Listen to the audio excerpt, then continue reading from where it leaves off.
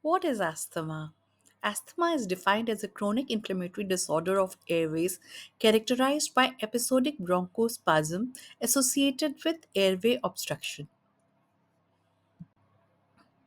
Etiology and risk factors of asthma.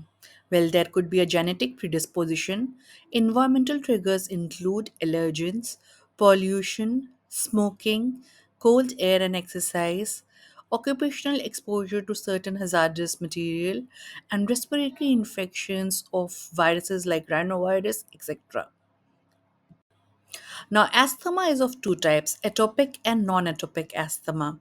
Atopic asthma is always related to type 1 hypersensitivity reaction, in which there is a trigger, an allergen, which causes immune response, leading to IgE activation, mast cell regranulation, causing release of histamine and leukotrienes, which causes bronchoconstriction, mucosal edema, and mucus hypersecretion, which leads to airway obstruction and hyperresponsiveness of the bronchial tree. In this image, you can see there is the pollen, which is the antigen or allergic trigger. It causes activation of T helper cells to release interleukin 4, interleukin 5. Interleukin 4 acts on B cells, and it causes release of IgE antibody, which stimulates the mast cell. And interleukin 5 causes eosinophilic recruitment and also activation of the eosinophil to release the granules. As I have told you, atopic asthma, it's the most common type of asthma and is an example of IgE mediated type 1 hypersensitivity reaction. So this reaction can be divided into two phases, the early phase reaction and the late phase reaction. The early phase reaction is dominated by bronchoconstriction, mucus production, and vasodilation.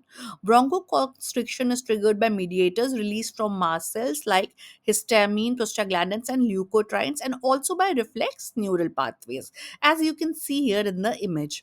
The late phase reaction, as shown in the image, is attributed to chemokines, including eotaxin, which is a potent chemoattractant and activator of eosinophils released by cells such as epithelial cells that promote the recruitment of helper cells, eosinophils, and other leukocytes, amplifying an inflammatory reaction that is initiated by resident immune cells. Non-atopic asthma is not associated with allergic sensitization. A positive family history of asthma is also less common in them. Respiratory infections due to viruses like rhinovirus, parainfluenza virus, and inhaled air pollutants are common triggers for non-atopic asthma.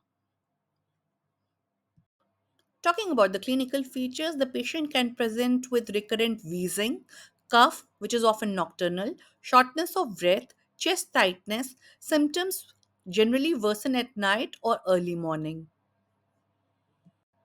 For diagnosis, clinical history is taken, physical examination is done, spirometry is performed, and allergic test is done if indicated.